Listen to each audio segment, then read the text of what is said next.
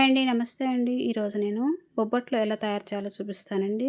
పప్పు ఉడికించకుండా ఈజీ ప్రాసెస్‌లో ఈ బొబ్బట్లు ఎలా తయారు చేయాలో అయితే ఇప్పుడు చూద్దామండి. చాలా సాఫ్ట్‌గా ఉంటాయండి. చాలా ఈజీగా తయారు చేసుకోవచ్చు. చాలా స్మూత్‌గా అనిపిస్తాయి. చూసారా ఎంత స్మూత్‌గా ఉన్నాయో. మైదా వాడాం కాబట్టి చాలా పల్చగా కూడా ఉంటాయండి. ఎంతో స్మూత్‌గా, టేస్టీగా చూసారా ఎంత పల్చగా, ఎంత స్మూత్‌గా ఉన్నాయో. పొరలు పొరలుగా ఎలా వచ్చాయో చూసారా. చాలా సాఫ్ట్‌గా ఉంటాయండి. చాలా ఈజీగా అయితే తయారు చేసుకోవచ్చు. ఎంతో టేస్టీగా ఉండే ఈ బొబ్బట్లయితే ఈజీగా ఎలా తయారు చేయాలో ఇప్పుడు మనమైతే చూద్దామండి. ముందుగా ఒక గ్లాసు పచ్చిశనగపప్పు తీసుకుంటున్నానండి. ఇదే ప్లేస్‌లో మనం పెసరపప్పు కూడా వాడుకోవచ్చండి. ఈ పచ్చిశనగపప్పుని 1కి 2 సార్లు బాగా కడుక్కొని వాటర్ పోసుకున్న తర్వాత ఒక గంట కానీ 2 గంటలు కానీ దీన్నైతే నానబెడతామండి. ఇప్పుడైతే ఒక కప్పు మైదా తీసుకున్నానండి. ఈ మైదాని మనం జల్లించుకుందామండి. ఇదే ప్లేస్‌లో గోధుమ పిండి కూడా వాడుకోవచ్చండి. నేనైతే మైదాని వాడుతున్నాను. ఇలా మొత్తం అంతా జల్లించి పెట్టుకున్న తర్వాత అందులోకి చిటికెడంత సాల్ట్ వేసుకోవాలండి. అందులోనే కొంచెం కలర్ కోసం కొంచెం అయితే పసుపు వేసుకోవాలి. అలానే ఒక స్పూన్ నెయ్యి కానీ నూనె కానీ వేసుకొని ఇదైతే బాగా కలిపేసుకోవాలండి. ఇలా కలుపుకున్న తర్వాత అందులోకి కొంచెం కొంచెంగా వాటర్ వేసుకుంటూ ఈ పిండి ముద్దనింత చపాతీ పిండిల కంటే కూడా కొంచెం సాఫ్ట్‌గా కలుపుకోవాలండి. ఇలా పిండి మొత్తం కలుపుకున్న తర్వాత ఇందులోకి ఒక స్పూన్ నెయ్యి కానీ నూనె కానీ వేసుకొని పిండికి బాగా ఇలా పట్టించాలండి. ఇలా అంతా పట్టించుకున్న తర్వాత దీన్నైతే మూత పెట్టేసుకొని పక్కన పెట్టేసుకుందామండి. ఇప్పుడైతే పచ్చిశనగపప్పు అయితే బాగా నానిపోయిందండి. నేనైతే 2 అవర్స్ నానపెట్టాను. ఇదంతా కూడా మిక్సింగ్ బౌల్‌లో తీసుకొని ఇందులోకి 2 యాలకులు వేసుకొని ఇదంతా కూడా పేస్ట్‌లాగా చేసేసుకోవాలండి. ఇలా పేస్ట్‌లాగా మొత్తం చేసేసుకోవాలి. ఇప్పుడైతే ఒక కప్పు బెల్లం తీసుకున్నానండి. ఈ కప్పు బెల్లాన్ని బాగా తురిమి పెట్టుకొని ఇప్పుడు ప్యాన్ పెట్టుకొని అందులోకి ఆ బెల్లం అయితే వేసుకోవాలండి. బెల్లం వేసుకున్న తర్వాత అందులోకి ఒక అర గ్లాస్ వాటర్ తీసుకొని బెల్లం మొత్తం కూడా కరిగించుకోవాలండి. పాకం ఏమి రావాల్సిన అవసరం లేదండి. బెల్లం అంతా కూడా వాటర్‌లో కరిగిపోయిన తర్వాత ఈ బెల్లం వాటర్‌ని అయితే మనం వడకట్టుకుందామండి. వడకట్టుకున్న తర్వాత మళ్ళీ ప్యాన్‌లోకి తీసేసుకొని అందులోకి మనము మిక్సీ పట్టుకున్నటువంటి పప్పును వేసేసుకొని ఇలా బాగా కదుపుతూ అయితే ఉడికించుకోవాలండి. మనం పచ్చిపప్పు వాడాం కాబట్టి ఇలా అయితే ఉడికించుకోవాలి.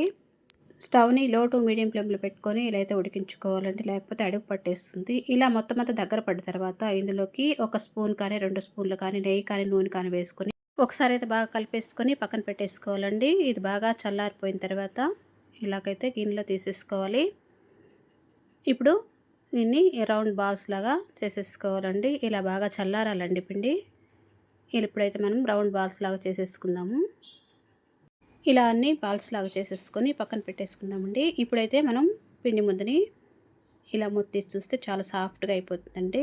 ఇప్పుడు ఈ పిండి ముద్దని ఒకసారి బాగా కలిపేసుకుందామండి. ఇలా బాగా కలుపుకున్నట్లయితే బాగా సాఫ్ట్‌గా వచ్చేస్తుందండి. ఇలా బాగా అంతా కలుపుకున్న తర్వాత దీన్ని కూడా బాల్స్ లాగా చేసేసుకుందాము. ఇలా కొంచెం కొంచెంగా పిండి ముద్దను తీసేసుకొని బాల్స్ లాగా చేసేసుకుందామండి. ఇప్పుడైతే ప్లాస్టిక్ పేపర్ పెట్టేసుకొని ఈ కవర్కి కొంచెం నెయ్యి రాసేసుకొని మనం పిండి ముద్దను ఇలా పెట్టేసుకొని ఇలా చేసుకున్న తర్వాత అందులోకి పప్పు ముద్దను పెట్టుకోవాలండి. ఇలా చిన్న సైజు పూరీలాగా చేసుకున్న తర్వాత అందులోకి పప్పు ముద్దను పెట్టేసుకొని అంచులన్నీ కూడా ఇలా ఫోల్డ్ చేసేసుకోవాలండి. ఇలా మొత్తం అంతా ఫోల్డ్ చేసుకొని పైన వచ్చిన ఎక్స్ట్రా పిండి అయితే మనం పక్కకు తీసేసుకుందామండి. ఇలా ఎక్స్ట్రా పిండి అంతా కూడా పక్కకు తీసేసుకొని దీనైతే ఇలా ఒత్తేసుకోవాలండి. ఇలా చేతితోనే ఒత్తేసుకోవచ్చు, లేకపోతే చపాతీ కర్రతోనే ఒత్తేసుకోవచ్చండి. ఇలా కవర్ పెట్టుకొని ఒత్తేసుకున్న మనకైతే బొబ్బట్టు అయితే నీట్‌గా వస్తుందండి. మనకి ఎలా కావాలంటే ఎంత పలుచగా కావాలన్నా, ఎంత లావుగా కావాలన్నా కూడా ఇలా ఒత్తేసుకోవచ్చండి. అలాగే ఇంకొక బొబ్బట్టు అయితే చేసి చూపిస్తానండి. ఇలా ఫోల్డ్ చేసేసుకొని ఎక్స్ట్రా ఉన్న పిండి ముద్దని తీసేసుకొని ఇలా ఒత్తేసుకోవడం అండి. ఇలా మీకు కష్టం అనిపిస్తే చపాతీ కర్రతో కూడా చేసుకోవచ్చండి. ఇలా పేపర్ కవర్ పెట్టేసుకొని ఇలా మొత్తం అంతా కూడా బొబ్బట్లాగా తయారు చేసేసుకొని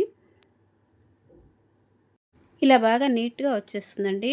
పలుచగా కావాలన్నా చేసుకోవచ్చు, లేక లావుగా కావాలన్నా కూడా చేసుకోవచ్చండి. అది మన ఇష్టం వచ్చినట్లు చేసుకోవచ్చు. ఇలా చేసుకున్న తర్వాత మనమైతే ప్యాన్ పెట్టుకొని వీటినైతే కాల్చేసుకుందామండి.